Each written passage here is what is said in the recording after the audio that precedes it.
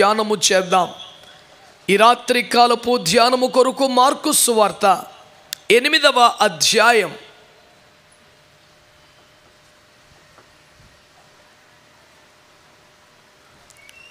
Mark సువార్త 8వ అధ్యాయం మొదటి వచనాన్ని చదివి ధ్యానం చేద్దాం. ఆ దినములలో మరి ఒకసారి బహుజనులు కూడి రాగా వారికి తిననేమీ లేనందున యేసు తన శిష్యులను తన యొద్దకు పిలిచి, జనులు నేటికి 3 దినముల నుండి నా యొద్దనున్నారు. వారికి తిననేమీ లేనందున నేను వారి మీద కనికరపడుచున్నాను. దేవునికి స్తోత్రము కలుగునుగాక. చక్కగా ఇక బైబిల్లో వదిలేసి నోట్సులు పక్కన పారేసి నా ముఖం చూస్తా, ఏకీభవిస్తా, స్తుతిస్తా దేవుని వాక్యాన్ని వినండి. అందరు కలిసి దేవుని స్తోత్రం చెబుదాం. ప్రియులారా, ఈ అఖిల బ్రహ్మాండమును, చరాచర జగత్తును, ఈ భూమి మీద ఉనికిని, చలనమును కలిగిన మానవ జాతిని, సకల జాతులను సృష్టించి పోషిస్తూ కాపాడుతున్న మహాదేవుడే తన స్వరూపములో, తన పోలికలో తన కొరకు చేసుకున్న మానవ జాతి తనను కాదని తన సహవాసాన్ని వదిలి మనస్సు ఆశించినట్లుగా, శరీరం కోరుకున్నట్లుగా ప్రవర్తించడానికి పరిపరి విధములుగా చెదరిపోయి నాశనాన్ని, మరణాన్ని, తద్వారా నరకాన్ని తెచ్చుకున్న దరిమిలా మీ సావు మీరు సావుండని వదిలేయలేక, ఎలా పోతే నాకే, నా మాట వినలేదు కానీ పంతం పట్టక మన యందు జాలిపడుతున్న తండ్రిగా కదిలింపబడి దిగివచ్చి మన పాపములను తన మీద వేసుకొని మన మరణాన్ని కూడా తాను భరించి ఆ మరణములోనికి కూడా వెళ్ళి మరణము యొక్క బలము గలవలను నశింపచేసి మరణము యొక్క పాతాళం యొక్క తాళపు చెవులు లాక్కొచ్చి మనము పోగొట్టుకున్న మన ఆత్మలను ఇచ్చే జీవాన్ని తిరిగి మనకు తెచ్చి ఇవ్వడానికి తానే మహిమను వదిలి శరీరధారిగా ఈ భూమి మీదకి వచ్చారు. శరీరమును ధరించి పరిశుద్ధ జీవనం చేస్తూ, పరిశుద్ధపరుస్తూ, పరిశుద్ధ మార్గాన్ని కనపరుస్తూ, పరిశుద్ధాత్మను ప్రజలకు వరముగా వాగ్దానము చేసి మహిమ కలిగిన సేవలు చేసిన పునరుద్ధరుడైన యేసుక్రీస్తు వారు చేసిన పరిచర్యలలో వారు పిలువబడ్డటువంటి, ఎక్కువగా పిలువబడ్డ పేరు బోధకుడా అని. వారిని బోధకుడా అని ప్రజలు సంబోధించేవారు. విచిత్రం ఏమిటంటే ఆయన బోధనను ఇష్టపడి, బోధనను విశ్వసించి, బోధనను వెంబడిస్తున్న వారు మాత్రమే కాదు సుమా, తీవ్రంగా వ్యతిరేకించేవారు, పొద్దుగూకుల విమర్శించేవారు కూడా, తప్పు పట్టుకోవడానికో విమర్శించడానికో తగువ పెట్టుకోవడానికే వచ్చిన వారు కూడా బోధకుడా అనే పిలిచేవారు. ఆయన చూసేసరికి మరొక మాట వచ్చేది కాదు. ఆయన ఎదురుబడితే తత్తరపడేవారు. ఏకంగా కత్తులతో, గుదలితో అరెస్టు చేయడానికి గెత్సేమనకు వచ్చిన వారు తానే యేసు అని గుర్తుపట్టలేక తడవలాడుకుంటుంటే ప్రభువే వారి వద్దకు వచ్చి, మీరు ఎవరిని వెతుకుచున్నారు? మేము నజరేయుడైన యేసునని చెప్తే నేనే అని పలుకగానే వారు షాక్ తగిలిన వాళ్ళలాగా వెనక్కి పడిపోవడం 2 మార్లు జరగటాన్ని మీకు జ్ఞాపకం చేస్తున్నాను. ఎందుకు జరిగిందంటారా?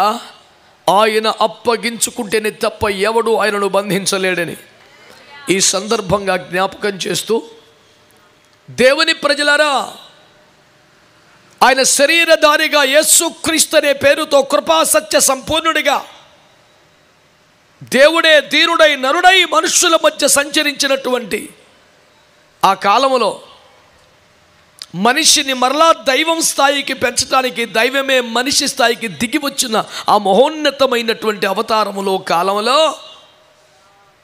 ప్రజలపై జాలిపడి, కనికరపడి అద్భుతాలు, ఆశ్చర్యకార్యాలు కూడా ప్రభువారు చేస్తూ ఉండేవారు.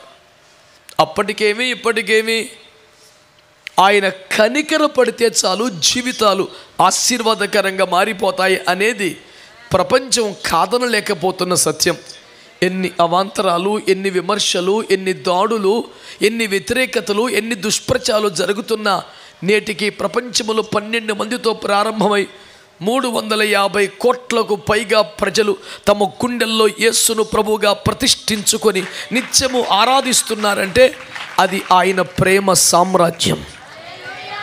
ఒక మహాభక్తుడు రాస్తాడు, ఆయన మీద పాట రాస్తూ, ధరించలేదే ఆయుధము వశమాయ జనుల హృదయాలు అని అన్నారు. అందంగా పాడగలిగిన స్వరం ఉంటే ఎంత కమ్మని మాటో. అందుచేత మీకు జ్ఞాపకం చేస్తున్నాను, ఆయుధాలు ధరించి యుద్ధాలు చేసి అనేక మంది రాజులు చక్రవర్తులు తమ తమ రాజ్యాలు స్థాపించారు చరిత్రలో. కానీ ఆ మహారాజ్యములు, ఆ చక్రవర్తుల సాహసోపేత కార్యాలు చరిత్రలో మిగిలాయి అంతే. వారెవరూ లేరు, వారి రాజ్యాలు కూడా లేవు. గ్రీకుల సామ్రాజ్యము కానీ, మాదీయ పారసీక సామ్రాజ్యం కానీ, అశ్షూరు సామ్రాజ్యం కానీ, ఈజిప్షియన్ ఎంపైర్ కానీ, బబులోను సామ్రాజ్యము కానీ, రవి అస్తమించని బ్రిటిష్ సామ్రాజ్యం కానీ, ప్రతి దేశములో కొలువు తీరిన ఆయా రాజ్యాలు కానీ ఎక్కడైనా ఉన్నాయా రాజులు రాజ్యాలు? చరిత్రలో ఆనవాళ్ళుగా తప్ప లేవు. ప్రతి రాజ్యం కాలగర్భములో కలిసిపోయింది, కాల ప్రవాహములో కొట్టుకుపోయింది. వాటి ఆనవాళ్ళు చరిత్రలో ఉన్నాయి అంతే.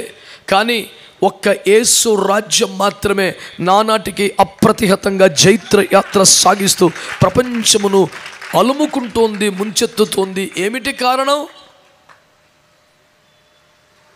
ప్రతి రాజు తన రాజ్యాన్ని ఎందరో ప్రజల రక్తాలు చిందించి యుద్ధాలు చేసి చంపి వారి రక్తం మీద కట్టాడు రాజ్యం. అందుకే ఆయా రాజ్యాలన్నీ అంతరించిపోయాయి. కానీ ఈ ప్రేమ రాజ్యం ఎవరి ప్రాణమును తీయక యేసు క్రీస్తు తన స్వంత రక్తాన్ని చిందించి నిర్మించిన మహాసామ్రాజ్యం. అందుకనే ఈ రాజ్యం అంతము లేని రాజ్యం, ఇది శాశ్వత రాజ్యం, ఆయుధాలు లేని రాజ్యం. ఒక మహాకవి అంటాడు, బాష్పవాయువులు బాంబుకాయలు లేని రాజ్యం యేసు రాజ్యం అని. యేసు క్రీస్తుని విచారించే అవకాశాన్ని కొట్టేసిన ఆనాటి సుప్రీంకోర్టు ప్రధాన న్యాయమూర్తి పిలాతు, నిన్ను విడిపించే అధికారం నాకున్నదని తెలుసా? నన్ను ప్రసన్నం చేసుకోవడానికి అడిగిన వాటికి జవాబులు చెప్పు, చేతులు కట్టుకొని మర్యాదగా ఉంటే ఏమైనా కృప చూపుతా అన్నట్టు డైలాగులు కొట్టాడు. ఏమిటో అడుగన్నాడు ప్రభు, నువ్వు రాజువా నాకు చెప్పు అన్నాడు. అవును, నీవన్నట్టు నేను రాజునే అన్నాడు. రెండో ప్రశ్న అంటాడు, దమ్ము జరపాట్ల మందు పాత్ర వెళ్ళినట్టుగా ఉంది గుండెకాయలో. బిత్తరపోయి తత్తర చూపులు చూస్తుంటే ప్రభు అన్నాడు, నేను రాజునే, కానీ ఇక్కడే నాకు రాజ్యం ఉన్నది, కానీ నా రాజ్యం ఈ లోక సంబంధమైనది కాదు. నీవే దేవుని రాజ్యమైతే లోకములోనే ఉండాలి, కానీ లోకములో నుండి ప్రత్యేకింపబడి బ్రతకాలి. ఒకవేళ దేవుని రాజ్యం ఈ లోకములో లేదు అనుకుంటే ఈ లోకంతో సంబంధం లేదు అని ఎందుకంటాడు? లోకములో ఉంది కాబట్టే లోకంతో సంబంధం లేదనే మాటకి అర్థం. అసలు లోకంలో లేకపోతే లోకంతో సంబంధం లేదనే మాటకి అర్థమే లేదు కదా. ఈ లోకములో ఉన్నది కానీ నా రాజ్యం ఈ లోక సంబంధమైంది కాదు.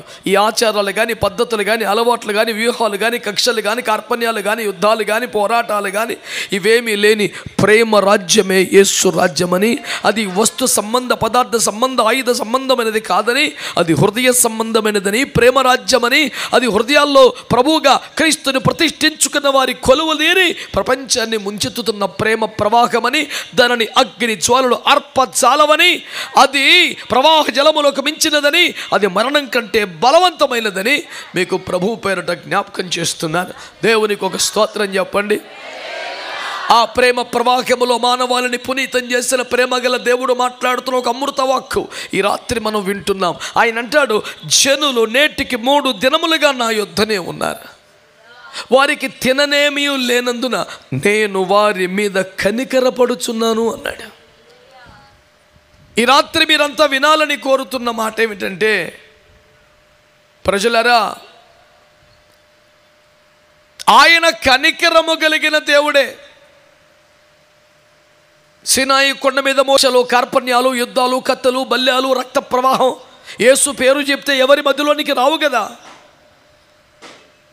అయ్యో, తనను చంపుతున్న వారిని కూడా క్షమించిన కరుణామూర్తి దగ్గర విశ్వనరుల పాపాలు మీదేసుకొని దోషమూర్తిలా కనబడిన పరిశుద్ధుని వద్ద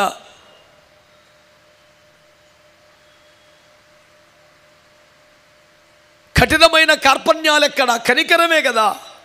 అయితే కృపా సముద్రుడు అయిన ఆయన, విస్తారమైన కృపా సత్యములు కలిగిన ఆయన, వేల తరములకు కృప చూపగలిగినటువంటి ఆయన తన కనికరమునకు ఎవరిని పాత్రులుగా చేయుచున్నాడు? ఎవరా కనికరమునకు పాత్రులై ధన్యులై దీవించబడుతున్నారు అనే మాట కానీ మీరు చూస్తే, ప్రజలారా, పెద్దలారా, నేటికి నా వద్ద 3 దినములుగా ఉన్నారు, వారికి తిననేమీ లేనందున నేను వారి మీద కనికరపడుచున్నాను అన్నారు. తిననేమీ లేని వారి విశ్వములో చాలామంది ఉండవచ్చు. ఆనందం లేనివారు, ఆరోగ్యం లేనివారు, నెమ్మది లేనివారు, సమాధానం లేనివారు, సుఖమే లేనివారు, బ్రతకగల మన ధైర్యమే కోల్పోయిన వారు, సమస్యల చేత తరవబడుతున్నవారు, దోషముల చేత తరవబడుతున్నవారు, దయ్యపు శక్తుల చేత, చాతబడుల చేత, మాంత్రిక శక్తుల చేత, రకరకాల వ్యసనముల చేత నాశనానికి, మరణానికి తరవబడుతున్న జీవితాలకి దేవుని కనికరం ఉందా? దేవుని కనికరం తప్ప మరొక ప్రత్యామ్నాయం ఏదన్నా ఉందా? జాలి పడేవారు ఉంటారు, పెదవి విరిచేవారు ఉంటారు, హీనంగా చూసేవారు ఉంటారు, దారుణంగా మాట్లాడేవారు ఉంటారు. కానీ కనికరము చూపి జీవితాలను ఉద్ధరించేవారు ఎవరుంటారు? ఎవరి గురించి ఎందుకు మీరే వెళుతుంటారు రోజు ఆయా పనుల మీద. దౌర్భాగ్యులు, నిర్భాగ్య స్థితిలో ఉన్నవారు ఎందరో కనపడతారు. ఎంతమందికి మీరు ఏం చేయగలరు? ఎంతమందిని నేను ఉద్ధరించగలను? కనీసం నా మొత్తం జీవితంలో నాతో సమానంగా మరొక జీవితాన్ని ఉద్ధరించగలనా నేను? అలాంటి భావనలే ఎవరికైనా వచ్చిన దయార్ద్ర హృదయం ఉన్నా సామర్థ్యం ఉండదు, అవకాశం ఉండదు. ఎవరు ఎవరిని ఉద్ధరించేయలేరు కదా. ఆకలితో అలమటిస్తున్న ఒక అభాగ్యుడు బస్ స్టాండ్లోనో, రైల్వే స్టేషన్లో రోడ్డు పక్కలో చేయి చాపితే 10 రూపాయలు ఇస్తే చాలా ఎక్కువ ఇచ్చామనే భావనే కలుగుతుంది కదా. ఒక పూట ఆకలి కూడా అందరం తీర్చలేమే, ఇలాంటి వాళ్ళు ఎందరు కలిస్తే భోజనం వస్తుంది? ఇదే విజయవాడ రామయ్య మెస్సలో 60 రూపాయలు భోజనం. అప్పటి నుంచి నేను విజయవాడకు వస్తున్నాను. ఇప్పుడు ఇది 200కు చేరింది.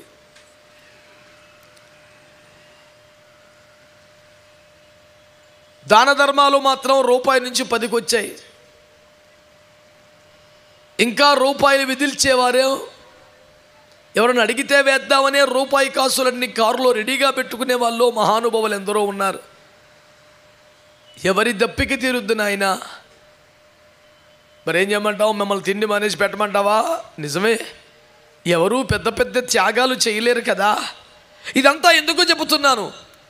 ఎదుటివాడి మీద జాలి పడే అంత ఓపిక, తీరిక, పరిస్థితి ఎవరికి లేవు. ఒకవేళ జాలి కలిగిన, ఉద్ధరించగలిగిన అవకాశాలు అందరికీ ఉండవు. కానీ ఒక దేవుడు ఉన్నాడు, మనుష్య జాతిని తన స్వరూపములో పోలికలు సృష్టించుకున్నవాడు. నశించి నరకానికి వెళ్తున్న నాకెందుకు వెళ్ళని దర్జాగా స్వర్గంలో కూర్చోలేకపోయినవాడు. తన మహిమను, స్వరూపాన్ని వదిలి దాసుని స్వరూపాన్ని ధరించుకొని రిక్తునిగా మారి మన శ్రమానుభవాల్లో పాలివాడై మనకు సహాయించేందుకు తగినవాడిగా మారి అన్ని పరిస్థితులకు సరిపోయిన ప్రధాన యాజకుడిగా నిలబడి మన పరిస్థితులపై జాలిపడి తన కరికరమును చేత మన జీవితాలను ఉద్ధరించగలిగిన ఒక ఉపకారి, ఉద్ధారకుడు, పునరుత్థానుడు మన మధ్యలో ఈ పూట కూడా సజీవుడై కనికర సంపన్నుడై సంచారం చేస్తున్నాడు. ఆయన పేరు ప్రభు అయిన యేసుక్రీస్తు.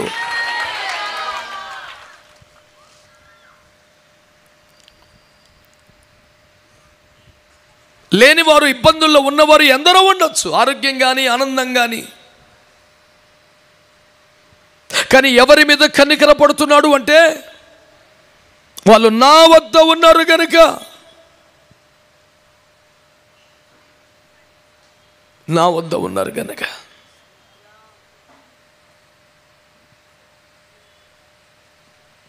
కులాలలో గొప్పవో చిన్నవో అనే మాటే అబద్ధం, మోసం. బైబిల్ కుల వ్యవస్థను నమ్మదు, ఒప్పుకోదు. ఆయన పురుషుని గాను, స్త్రీని గాను, మానవ జాతిని పుట్టించాడు. ఇన్ని రకాలుగా పుట్టించలేదు. ఇన్ని కులాలు లేవు. కుల వ్యవస్థ ఒక అబద్ధం. మతం పేరు మీద జరుగుతున్నదంతా కేవలం మోసం. మతాలేవి, క్రైస్తవం కూడా మత ప్రకారం అయితే ఎందుకు పనికిరానిదే. మేము క్రైస్తవులము, మాదొక మతం అనుకునేదంతా కేవలం వ్యర్థం, అబద్ధం,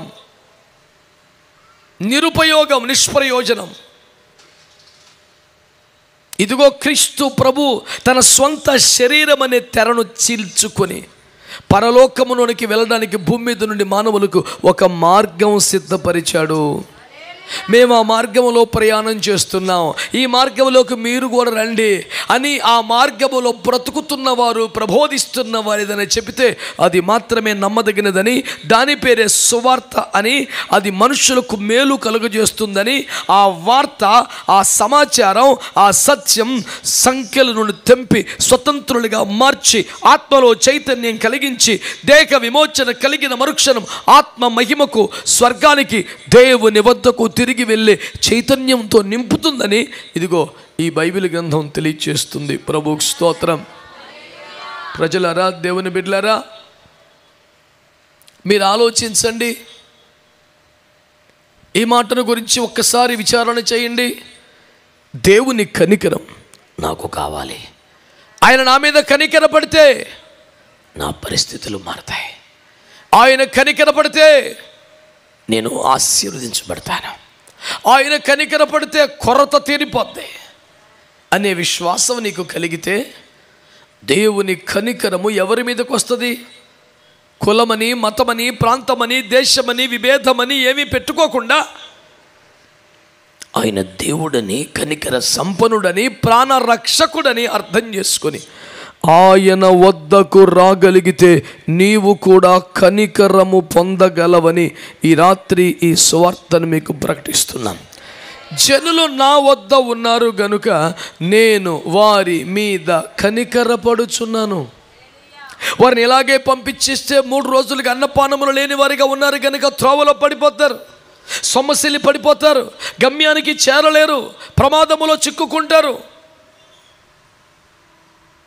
అలా జరగకూడదు. వారు క్షేమంగా ఇళ్ళకెళ్ళాలి, ఆరోగ్యంగా వారి గమ్యాలు చేరాలి, వారికి ఏ సొమ్మసిల్లే స్థితి రాకూడదు, ఎవరి సహకారంతో నడిచే దైన్యం రాకూడదు. వారు ఆరోగ్యంతో బలము కలిగిన వారై చక్కగా ముందుకు సాగాలి అని ప్రజలందరి క్షేమాన్ని కోరుతున్న, సంక్షేమాన్ని లక్షించిన ఒక అందమైన, అద్భుతమైన, సుందర రక్షకుడు ప్రభువైన యేసుక్రీస్తు వారని నేను మీకు జ్ఞాపకం చేస్తాను. భక్తులు వచ్చారు, బాధలు విన్నారు, ఇక పోనీ మనకెందుకు అంటున్నారని శిష్యులు ఈ అరణ్య ప్రాంతంలో ఎక్కడ తెచ్చి పెడతామని వాస్తవికతను చూస్తున్నారు శిష్యులు. ఒకవేళ 400 దేనారములు ఉంటే కూడా ఇంతమందికి కొని తేవడానికి హోటల్స్ ఎక్కడ ఉంటాయి? ఇప్పటికిప్పుడు వండితే ఎప్పుడు తయారవుతాయి? ఇవన్నీ వినడానికి బాగుంటాయి, ప్రాక్టికల్గా జరగవు. పంపాయి, లేనిపోని తలకే నొప్పి తగిలించుకోబాకు అని ప్రభువుకే సలహాలు ఇస్తున్నారు. నేను నా డైలీలో స్టడీ బైబిల్లో రాసుకున్నాను, ఆలోచనకర్తలకు ఆలోచనలు నేర్పుతున్న అద్భుత భక్తులు అని రాశాను. విశ్వ రహస్యాలు చెప్పిన వానికే స్టోరీలు వినిపిస్తున్న క్లెయోపా అని రాశాను లోక 24లో. ఎమ్మాయి మార్గములు నడుస్తూ వారు యేసు శిలువ వేదన సంఘటనలు చర్చిస్తుండగా ప్రభు వారి దగ్గరికి వెళ్ళి నిలిచి, మీరు ఎవరి గురించి మాట్లాడుతున్నారంటే, నీవి దినములలో ఉండి కూడా ఈ సంగతులు ఎరగవా? దేవుడు పంపిన నజరేయుడైన యేసు దుర్మార్గులు చంపేశారు, నువ్వే మనిషివయ్యా, ఈ కేవలం నుండి ఈ ముచ్చట తెలీదా నీకు అని యేసు ప్రభు మీద చికాకు పడిపోతున్నాడు.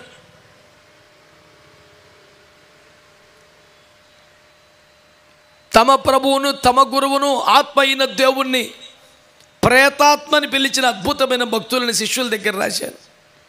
నడి సముద్రం మీద అలలను త్రొక్కుతూ నడుస్తూ ప్రభు వస్తుంటే దయ్యం, భూతం అని కేకలేశారు. తమ గురువునే గుర్తుపట్టని అద్భుత శిష్యులు. ఇలాంటి అద్భుతమైనటువంటి భక్తగణం, జనం బైబిల్లోనే కాదు ఇప్పటికీ ఉన్నారు పుష్కలంగా.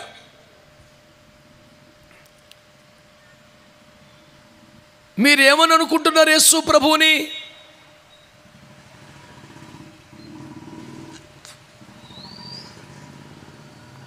ఆయన కనికరపడగలిగే దేవుడు. కానీ ఆ కనికరం ఎవరి మీద? తన వద్ద ఉన్నవారి మీద. కులంలో ఉంటే ఏమిటి ఉపయోగం? మతం పట్టుకొని వేలాడితే ఏమి రాజ్యం? రాజకీయ పార్టీల్లో ఉండిపోతే ఏమిటి ప్రయోజనం? శరీరానిక, ఆర్థికానిక, లోకానిక, ధన వ్యామోహానిక ఏమిటి లాభం? ఏది ముఖ్యం? నీ ఆత్మ కాదా? నీ ఆత్మకి ఏమైనా మేలు జరుగుద్దా? పాపక్షమాపణ దొరుకుద్దా? ప్రాయశ్చిత్తం జరుగుద్దా? దేహ విమోచన ఉపయోగపడుద్దా? నరకమును దాటి స్వర్గమునకు చేర్చే ప్రాయశ్చిత్తం చేయగలుగుతుందా? ఏమిటి లాభం?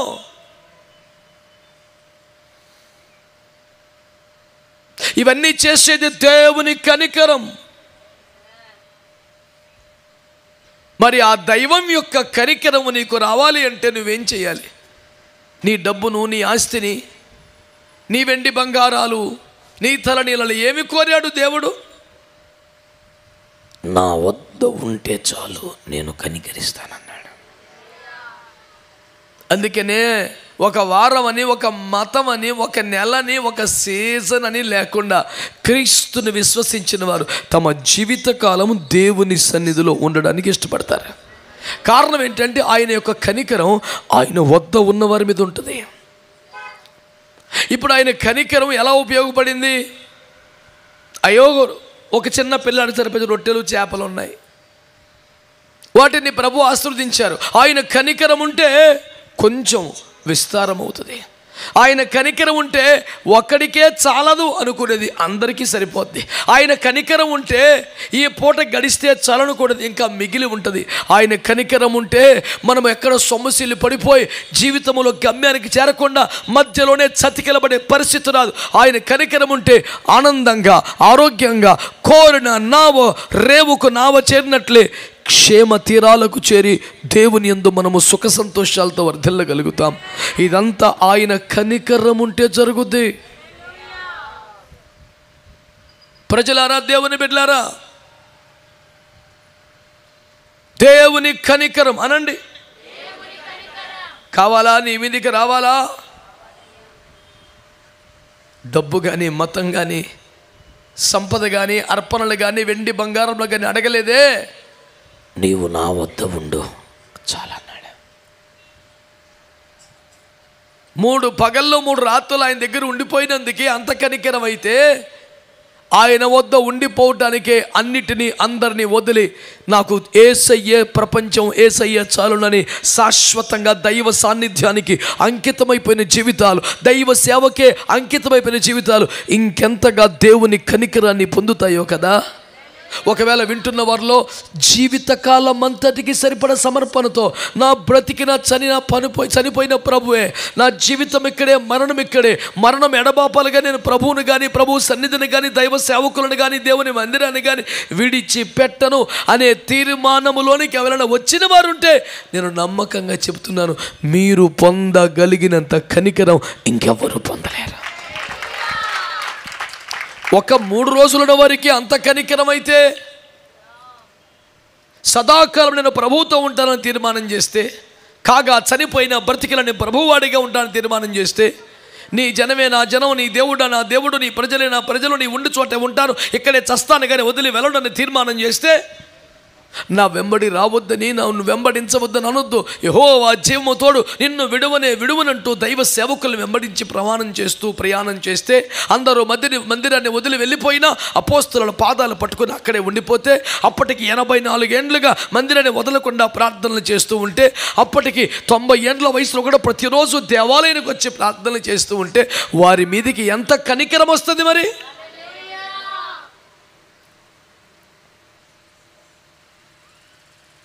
ప్రజలారా, దేవుని వాక్యము నీతో నాతో తెలియజేస్తున్న సత్యం ఇదే. నువ్వు దేవుని కనికరం పొందుటకు నువ్వే తల్లకిందులు తపస్సులు చేయక్కర్లేదు, ఏ మణిమాన్యాలు వజ్ర వైడూర్య మరకతములు ఇవ్వక్కర్లేదు. నువ్వు ఆయన సన్నిధిలో ఉంటే చాలు. నీవు దేవుని కనికరం పొందాలని ఆహ్వానించడమే కానీ నీ వల్ల లాభం పొందాలని ఆహ్వానించడం కాదని మీకు మనవి చేస్తున్నాను. తమ జనసంఖ్య ఎక్కువగా ఉందని చెప్పుకోవడానికో, తమకు ఆర్థిక ప్రయోజనము కలిగించడం కొరకో దేవుని మందిరమునకు పిలుస్తున్నారు అనుకుంటే అది వాస్తవం కాదని నీవు దేవుని కనికరమును పొందాలని, తద్వారా నీ జీవితం ఆశీర్వదింపబడాలని, దేవుని ప్రేమ కలిగి ఆ దేవుని కనికరం నీ మీదకి రావాలని నీకు ఈ ఆహ్వానం అందుచున్నదని నేను ప్రభువు పేరట మీకు మనవి చేస్తున్నాను. ఇందాక చెప్పిన మాటల్ని మరలా రిపీట్ చేస్తున్నాను. ఆయన కనికరమే కనుక వస్తే నా ఒక్కడికే సరిపోతుంది అనుకున్నది అందరికీ సరిపోతుంది. ఆయన కనికరం వస్తే ఈ పూట గడిస్తే చాలుకున్నది జీవితానికి సరిపోతుంది. ఆయన కనికరం నీ మీదకి వస్తే మా బ్రతుకులు ఇలా తెల్లారితే చాలనుకుంటే ఇంకా మిగిలి ఉంటుంది. ఆయన కనికరం నీ మీదకి వస్తే మార్గములో సమస్యలు పడిపోవు, క్షేమంగా నీ గమ్యానికి చేరుకుంటావు. ఆయన కనికరము ఇందు నిమిత్తమే మీ కోరిన రేవుకు మీరు చేరాలని, జీవితాశయాలు పూర్తి కావాలని, విద్యలలో, ఉద్యోగాలలో, వ్యాపారాలలో మీరు అభివృద్ధి పొందినట్లుగా దేవుని కనికరం మీకు తోడు కావాలని ఆశించి ఈ సభ ఏర్పాటు చేయడం జరిగింది.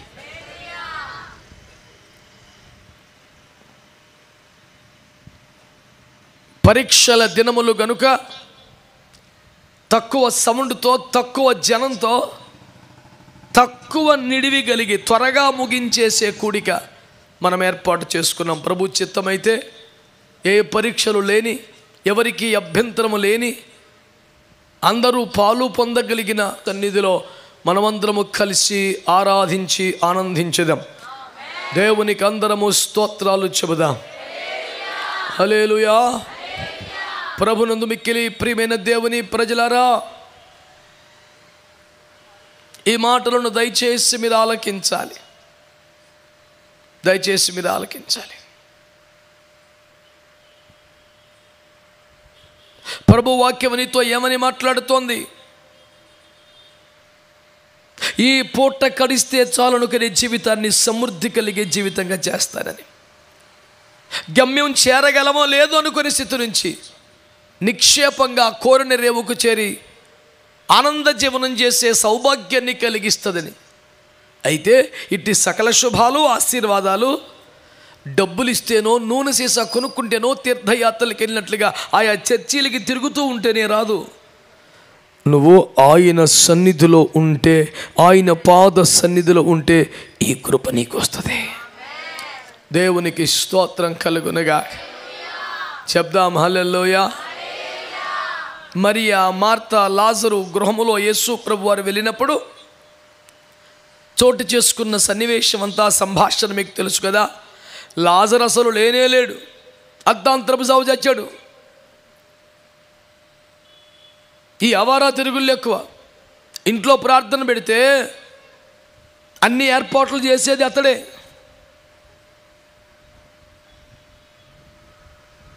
పలహారాలు అన్ని సిద్ధం చేసేది అతడే.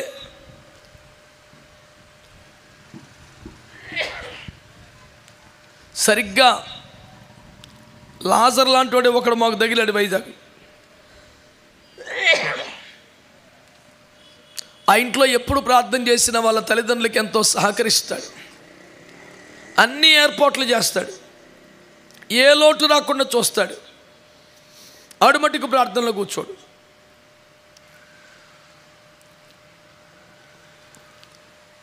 ఆ ప్రార్థనలు ఎప్పుడు ఆ ఇంటి వారు బాబు కోసం ప్రార్థన చేయండి అంటుంటారు.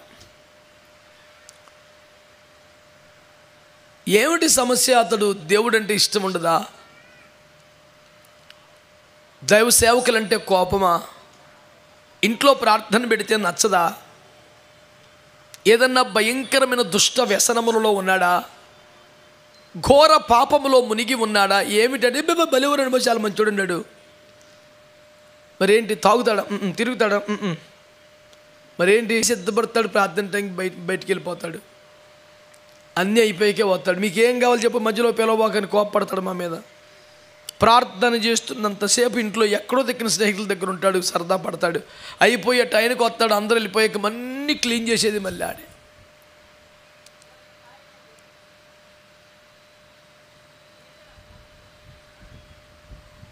స్నానాదులు చేసుకొని పెరిగి పెద్దవారు ఏరి చేతులు మంచివని ఒక సాక్ష్యం అమ్మకుంది.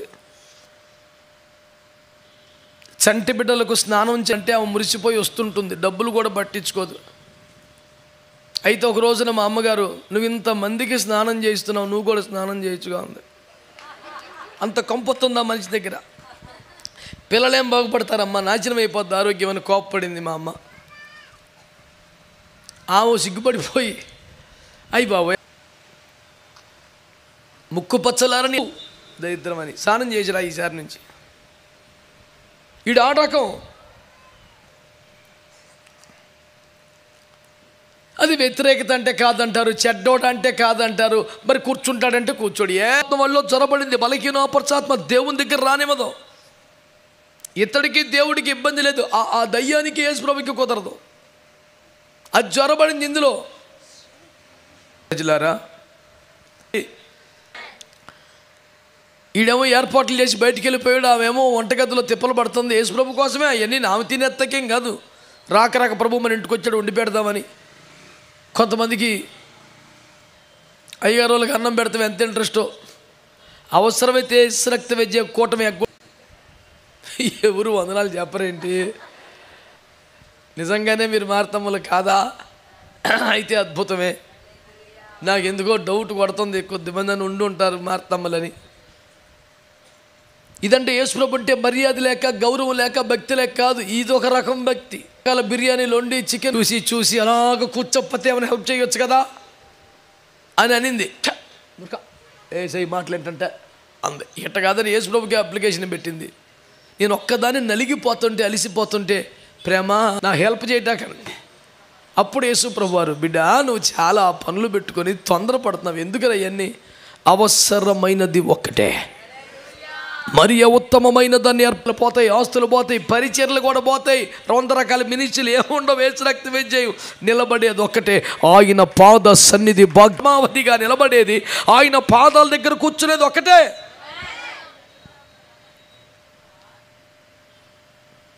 అన్నిటికన్నా విలువైనది శ్రేష్టమైనది ఆయన పాద సన్నిధే కదా. అందుకే రాజా నీ సన్నిధి చాలయ్యా అని, నీ సన్నిధే పెన్నిధి దేవా అని, సన్నిధి సన్నిధి సన్నిధి ఎన్ని పాటలు ఎట్టబుట్టినాయి. ప్రజలరా, మీరు మంచిగా ఆలోచన చెయ్యండి.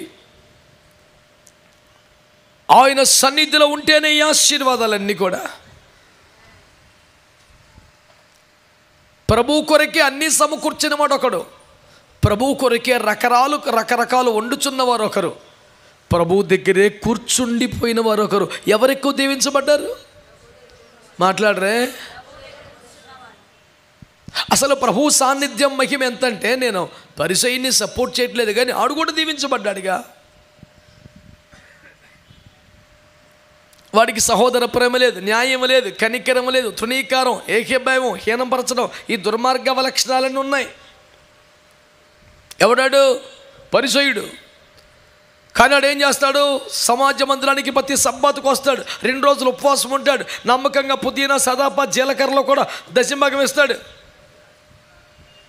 బుద్ధి లేని తిక్కలు అడ్డగోలు ప్రార్థన చేశాడు, తోటి వారిని ప్రేమించకుండా హీనపరుస్తూ ప్రార్థన చేశాడు, దేవునికి ఇష్టము కాని అంగీకారంలోని హెచ్చింపుతో గర్వంతో అతిశయంతో ప్రార్థన చేశాడు. కానీ ప్రభు అన్నాడు, ఆడి కూడా నీతిమంతుడుగానే ఎంచబడుతాడు కానీ ఆసర సరిపడా ఉందంటాడికి. ఆడి మీద కంప్లైంట్ అలా ఒకటే, ఎక్కువ ఆబ్సెంటీస్ ఉన్నాయని. ఇప్పుడు ఏమైంది? డాక్టర్ కొట్టాడు మార్కులు కొన్ని. అంటే వ్యక్తిత్వములో లోపములు ఉన్నప్పటికీ కూడా, ప్రార్థనలో వైఫల్యములు ఉన్నప్పటికీ కూడా, కనుక దేవుని సన్నిధికి రావాలి. అది తీసివేయబడని భాగ్యం, ఆశీర్వాదాలు తెచ్చే భాగ్యం. ఆయన సన్నిధిని మిస్ అవ్వకూడదు. కోరహు కుమారులు అంటారు, నీ మందిర ఆవరణములో ఒక్క దినము గడిపితే, ఉద్యోగానికో వ్యాపారానికి వెళ్ళి 1000 రోజులు కష్టపడితే వచ్చిన లాభంతో సమానమయ్యా అన్నాడు. ఓ మనిషి రోడ్డెక్కితే ఎంత సంపాదించగలడు? 1000 రోజులు కనుక 3 సంవత్సరాలకి ఎంత సంపాదించగలడు? ఒక్క దినమంతా దేవుని సన్నిధిలో గడిపితే అంత ఆశీర్వాదం వస్తుందని, జీవితంలో తల్లిని, తండ్రిని, పెదనాన్నని, చిన్నాన్నని కోల్పోయి చివరి క్షణములో సన్నిధిలో చేరి బలిపీఠములు పట్టుకొని బతికిపోయిన కోరహు కుమారులు అనుభవంలో నుంచి జీవితం విలువ తెలిసిన వారిగా, ప్రాణం ఖరీదు తెలిసిన వారిగా, ఆయుష్ యొక్క అమూల్యమైనటువంటి ఆ శ్రేష్టతను ఎరిగిన వారిగా, నీ సన్నిధిలో ఒక్క దినం గడిపితే చాలు బాబు, అది మాకెంత ఆశీర్వాదకరమని రాస్తున్నారు. ప్రజలారా, దేవుని బిడ్డలారా, దేవుని సన్నిధిలో ఆ దైవ నగరములో పరిశుద్ధ పట్టణములో ఉండాలని ఆశించినటువంటి యోసేపు వంటి మహానుభావులు పరిశుద్ధులు తమ జీవిత కాలములో తిరిగి వాగ్దాన దేశంలోకి వెళ్ళే అవకాశం రాక, అది తమ దినములలో కాదని తరుపతి తరములో వస్తుందని గ్రహించి వారిని పిలిచి, దేవుడు నిశ్చయముగా మిమ్మును దర్శింపవచ్చును, మీరు వాగ్దాన దేశానికి వెళ్ళేటప్పుడు నా ఏరండి, నాకు ఎలాగో అదృష్టం లేదు, దేవుని సన్నిధికి చేరే వాగ్దాన దేశానికి చేరే భాగ్యం నాకు ఎలాగలేదు, నా ఎముకలైన అక్కడ పెట్టండి రా బాబు అని కోరుకున్నారంటే దేవుని సన్నిధి కోసం వారెంత పరితపించారు, ఎంత ఎంత పరితాపం చెంది ఏడ్చారో మీరు అర్థం చేసుకోండి. నాకు ఎలాగో అదృష్టం లేదు, నా ఎముకలైనా అక్కడ పెట్టండి అనడం ఎంత లోతైన ఆధ్యాత్మిక భావన కలగజేస్తుంది మీరు అర్థం చేసుకోమని కోరుతున్నాను. దేవుని సన్నిధి యొక్క విలువ చెప్పగలమా, వర్ణించగలమా, ఖరీదు కట్టగలమా? వీరు నా యొద్ద ఉన్నారు, అందుకే వాళ్ళు ప్రార్థన బాగా చేయగలిగారా, పాట బాగా పాడగలిగారా, కానుకలు ఇచ్చారా, ప్రసంగాలు చేశారా? కాదు, నా వద్ద ఉన్నారు చాలు, వారిని నేను ఆశీర్వాదాలు ఇచ్చేస్తాను. ప్రభు దగ్గరికి రమ్మని, ప్రభు సన్నిధికి రమ్మని, దేవుని కనికరమును పొందమని, ఇహపర సుఖములు పొందమని నేను ప్రజలందరికీ రాత్రి పిలుపునిస్తున్నాను. రండి ప్రభు సన్నిధికి. అది నీవు కనికరము పొందగలిగిన స్థలమని నేను నీకు మనవి చేస్తున్నాను. అది తీసివేయబడని వరం, నిత్యము ప్రభుతో ఉండే సౌభాగ్యం.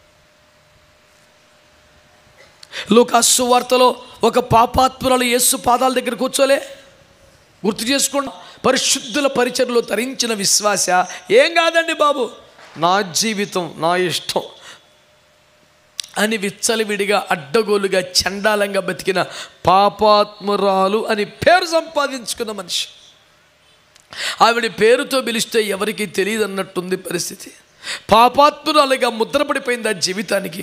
అలాంటి భయంకరమైన స్థితిలో ఉన్న మనిషి యేసును గురించి విన్నది, చాటుగా వచ్చి యేసు బోధం అన్నది.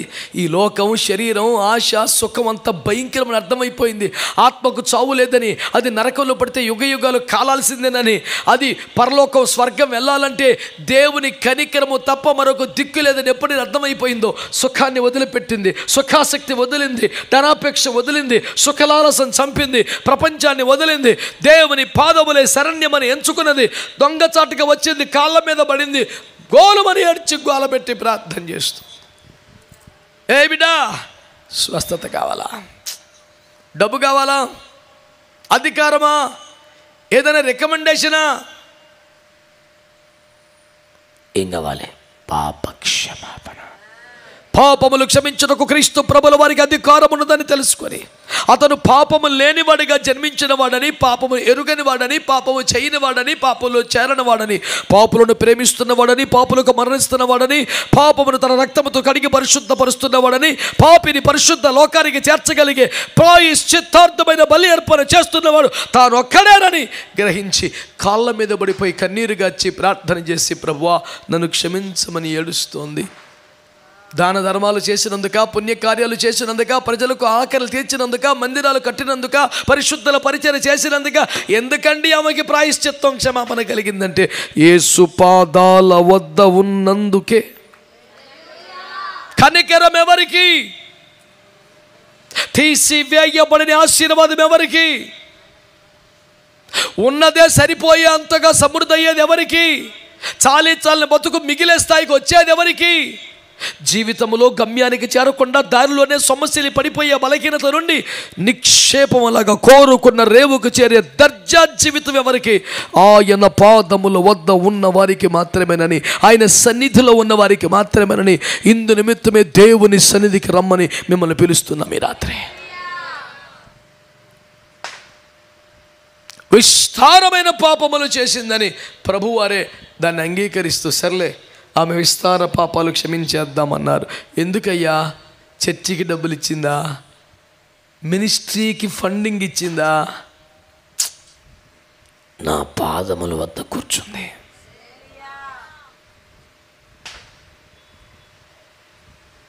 ఆయన సన్నిధికి మించిన సౌభాగ్యం ఏమున్నది? ఆశీర్వాదం ఏమున్నది? సన్నిధి భాగ్యం, కనికరమే.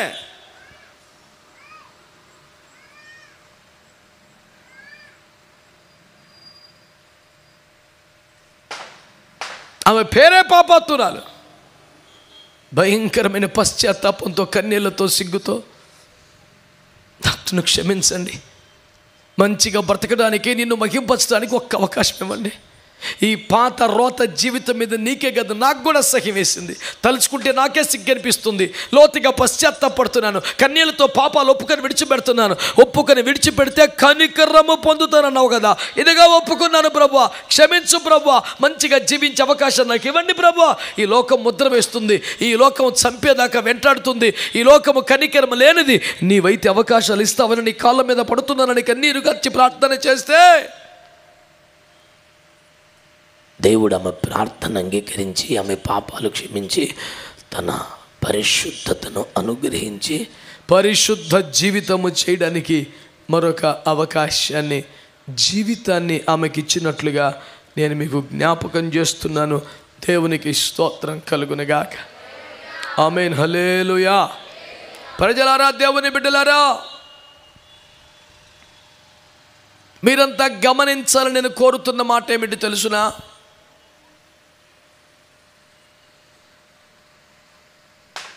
పరిశుద్ధ గ్రంథములో ప్రార్థనలు చేసి దేవుని కృపలో పొందుకున్నటువంటి సమూయేలు అనే ఒక బాలుడు ఉన్నాడు.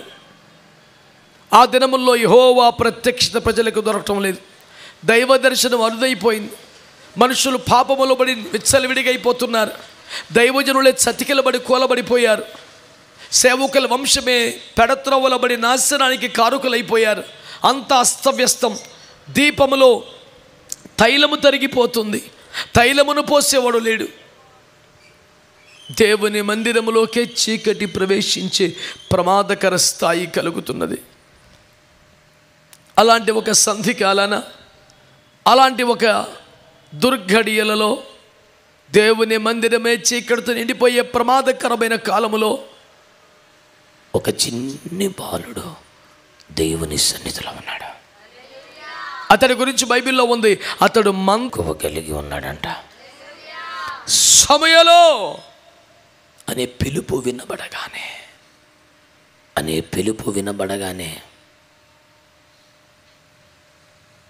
ఆశ్చర్యపోయాడు.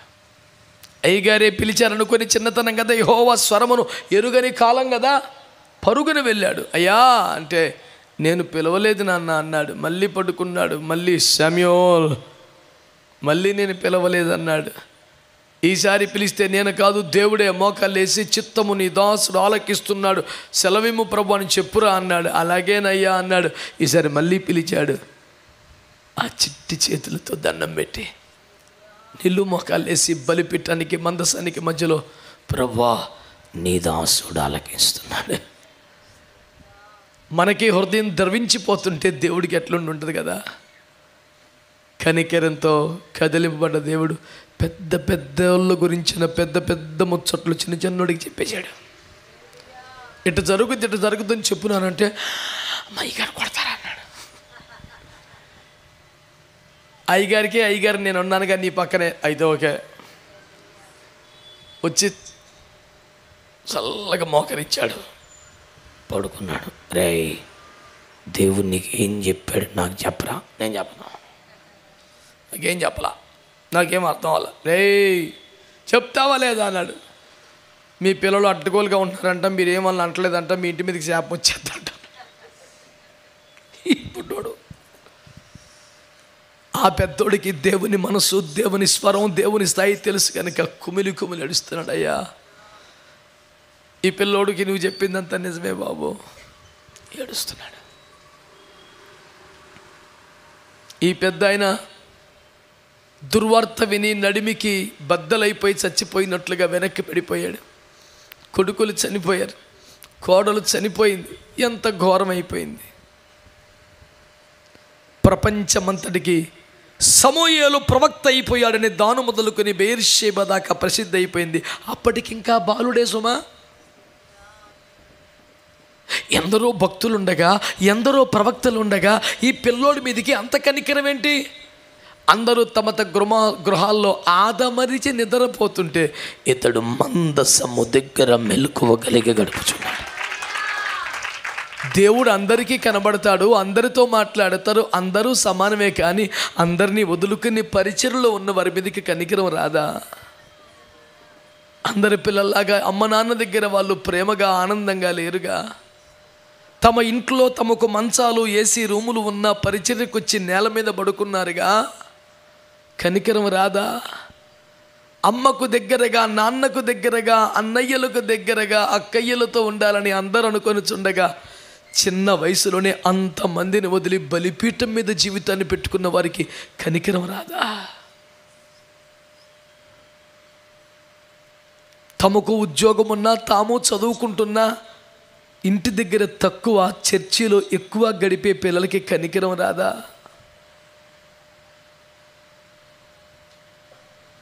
మా చర్చిలో కూడా కొంతమంది పిల్లలు ఉంటారు, వాళ్ళు చదువుకుంటున్నారు, వాళ్ళకి ఇల్లులు ఉన్నాయి, వాళ్ళ తల్లిదండ్రులు ఉద్యోగస్తులు, ఇంటికి ఎప్పుడు వెళ్తారో అరుదు. స్కూలుకు పోతే రావటం చర్చి, ఏదో పరిచయం చేస్తారు, టైం అయితే ఎక్కడే తయారై మళ్ళీ పోతారు. ఎప్పుడోసారి వాళ్ళ అమ్మలు కబురు పెడితే వెళ్తుంటారు. వాళ్ళకంత చిన్న వయసులో మందిరం అంటే ఎందుకంత ఇష్టం? దేవుని సన్నిధి పట్ల ఎందుకంత ప్రేమ? అది దైవీకంగా పుట్టించబడ్డ స్వభావమే సుమా. వారు ఆయన సన్నిధిలో ఉన్నారు కనుక వారికి కనికరమే, వారికి కృపే, వారికి ఆశీర్వాదమే. దేవునికి స్తోత్రం కలుగునగా. అందరం చెప్దాం హల్లెలూయ. ఆయన పాదముల వద్ద గడిపిన మరియా, ఆమేనండి, హల్లెలూయ. ఆయన పాదాలను చేరిన పాపాత్మురాలు, ఆమేనండి. ఆయన సన్నిధిలో బ్రతుకుతున్న సమూయేలు, ఆమేన్. వీళ్ళందరూ ఎంత కనికరమును పొందారో కదా, ఎంత ఆశీర్వాదాన్ని పొందారో కదా. ఈ రాత్రి కూడా దేవుని కృప నీకు జ్ఞాపకం చేస్తున్నాను. మీకు సంగతి తెలుసా? మనుషులందరూ కూడా ఏదో ఒక తప్పు చేసిన వారే, బలహీన పడిన వారే. అందులో దావీదు కూడా ఉన్నాడు. ఏ తప్పు చేయనివాడు కాదుగా, ఆజన్మంతం పరిశుద్ధుడిగా లేడుగా, బలహీన పడిన క్షణం ఉందిగా, దేవునికి దృష్టికి దుష్క్రియ అన్న తప్పు జరిగిందిగా, దేవుని కోపం వచ్చిందిగా. కానీ అతడు పశ్చాత్తపడి కన్నీరుగా వచ్చి ప్రార్థన చేసుకుంటే దేవుని క్షమాపణ వచ్చింది. అంత కాగల. రాజుల గ్రంథం అంతా చదవండి, కనీసం 100 మంది రాజుల చరిత్ర చూడండి. ప్రతి వారిని గురించి మాట్లాడి ముగింపులో తమ పితరులకు దావీదు వలె వారు పూర్ణ హృదయముతో యెహోవాను అనుసరింపలేదు. ఆడెవ్వుడైనా వాడికి పోలిక గీట్రాయి దావీదు. బంగారం ఆభరణం ఏదైనా గీట్రాయి ఒకటి ఉంది. వస్తువు ఏదైనా కొలపాత్ర, కొలబద్ద ఒకటి ఉంది. అడెవడైనా ఎవరితో పోలుస్తున్నారు? దావీదుతో పోలుస్తున్నారు. కొన్ని మంచి కార్యములు చేశాడు కానీ తమ పితరులకు దావీదు వలె పూర్ణ హృదయముతో యెహోవాను అనుసరించిన వాడు కాదు, దావీదు వలె ఆరాధించిన వాడు కాదు, దావీదు వలె సేవించిన వాడు కాదు. ఎవడైనా దావీదుతో పోల్చడమే. చివరికి ఒక రాజుగారితో ఏమన్నాడు? శాశ్వత కృప. ఎవరితో పోల్చినదే. సౌలుకు దూరం చేసినట్టు దావీదు నీకు నా కృపను దూరం చేయని శాశ్వతంగా. ఎందుకయ్యా దావీదంటే అంత పిచ్చి? అందరిలాంటివాడేగా, అందరిలాగా బలహీనపడ్డాడుగా, తప్పు చేస్తే అందరికి క్షమాపణ, ఆయన క్షమాపణ కోరాడు. మేము కూడా సారీ అంటున్నాం. మరి ఏంటి పెద్ద దావీదంటే? ఏమీ లేదు. అడవిలో చిన్నప్పుడు ఒంటరిగా గొర్రెల వెనకాల ఉన్నప్పటి నుంచి 40 ఏండ్ల కాలం తిరుగు లేకుండా ఏకఛత్రాధిపత్యంగా రాజ్యాన్ని పరిపాలించిన దాకా రోజుకు 3 సార్లు ప్రార్థన, 7 సార్లు స్తుతి ఆరాధన, మిగతా సమయమంతా వాక్యం చదవటమే. దేవుడు దేవుడు దేవుడు అంటూ ఎప్పుడు ఆయనతోనే బతికాడు. అత్యధికమైన కనికరము దావీదు మీదకి వచ్చేసింది. దావీదు తరాలకి తరాలకి తరాలకి పిల్లలకు కనికరం ఉండిపోయింది. ఈ రోజున కూడా ఏదో సాగదీయాలని, సమయాన్ని లాగాలన్న ఉద్దేశం కాదు. దేవుని కనికరము నీ మీదికి వచ్చినట్లుగా ఆయన వద్ద మీరుండండి. నేటికి 3 దినములుగా నా వద్ద ఉన్నారు కనుక వారికి ఆహారం, వారికి బలం. కానీ నేటికి 10 దినములుగా నా వద్దనే ఉన్నారు కనుక సదాకాలము వారితో ఉండే పరిశుద్ధాత్మను వారికి ఇస్తానని మేడగదిలో 120 మందికి పరిశుద్ధాత్మని చేశాడు. అంతేనా? డబ్బు మీద ఆశతో దేవుణ్ణి అమ్ముకొని పారిపోయినటువంటి నాశనం అయిపోయిన ఇస్కరియోతు యూదా స్థానంలో అపోస్తలుని ఎంపిక చేయాలి అంటే ఎవరిని పెడదాం అనుకుంటే పేతురు నిలబడి మాట్లాడతాడు.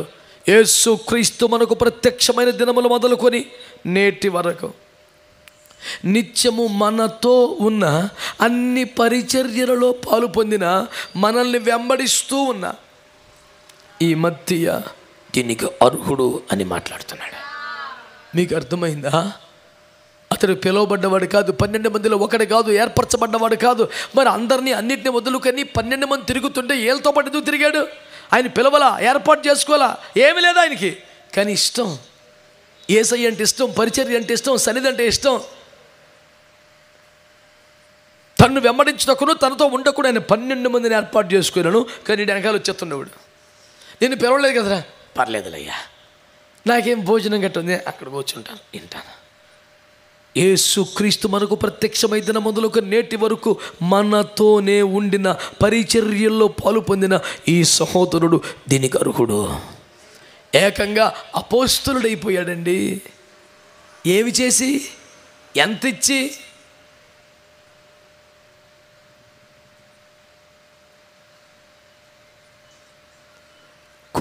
కూడా తిరిగి వదలలేక, ఇంటి వద్ద ఉండలేక, పిలుపు ఏర్పాటు లేకపోయినా వదిలి ఉండలేక సన్నిధిలోకి వచ్చేసాడు.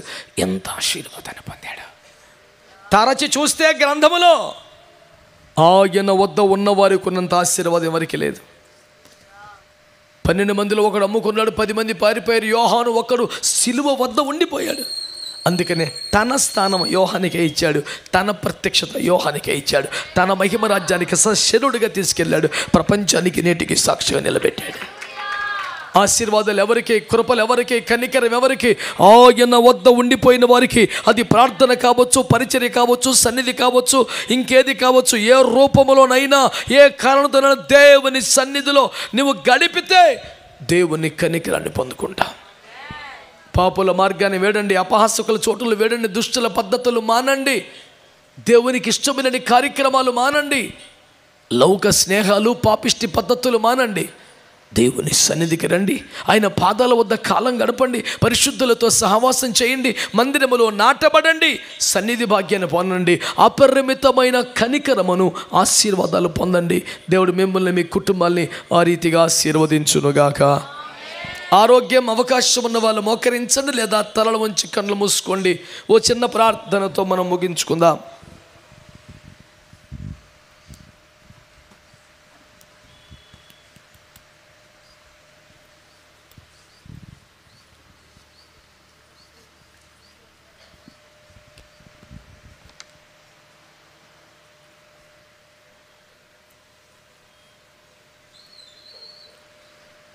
అవకాశం, ఆరోగ్యం ఉన్న వాళ్ళు మోకరించి కళ్ళు మూసుకోండి, లేదా తలలు ఉంచి కళ్ళు మూసుకోండి.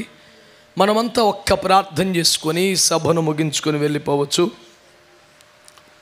ఇంతసేపు ఓపికగా ఉండి ప్రార్థన ఆశీర్వాదాలు పొందకుండా మీరు వెళ్ళొద్దని ప్రభువు పేరట కోరుతున్నాను. రండి, అందరూ కళ్ళు మూసుకొని దేవుని సన్నిధిలో బిడ్డలారా చేతులెత్తి స్వరమెత్తి ఇంతసేపు మాతో మాట్లాడినందుకు స్తోత్రమని ఒక్క నిమిషమైనా ప్రభువుకి అలాగూ థ్యాంక్స్ చెబుతారా? ప్రభువుని స్తుతిస్తారా? ఇంకా ఇంకా ఇంకా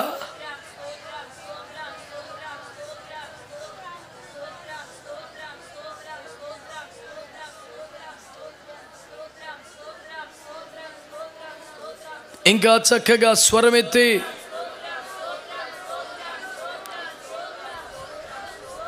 హల్లెలూయా హల్లెలూయా. తండ్రి తండ్రి తండ్రి తండ్రి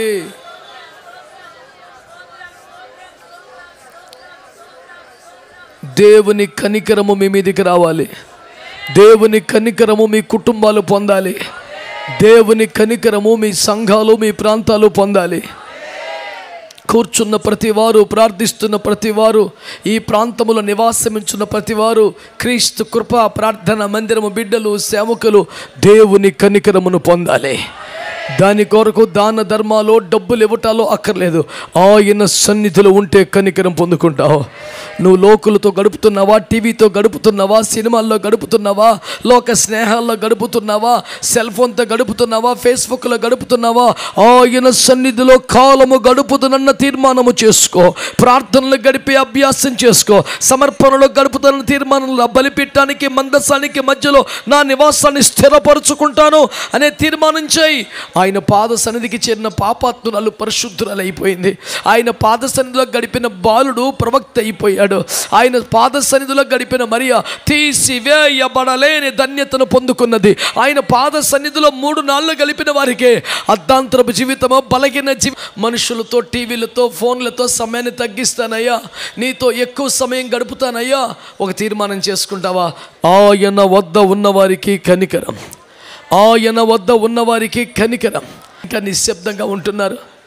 ఒక తీర్మానం కలిగి చేతులెత్తి స్వరమెత్తి, ప్రభువా నీ సన్నిధిలో ఉంటాను, నీ వద్ద ఉండే బిడ్డలుగా ఉంటాను. ప్రార్థన చేయండి, ప్రార్థన చేయండి, ప్రార్థన చేయండి. తీర్మానం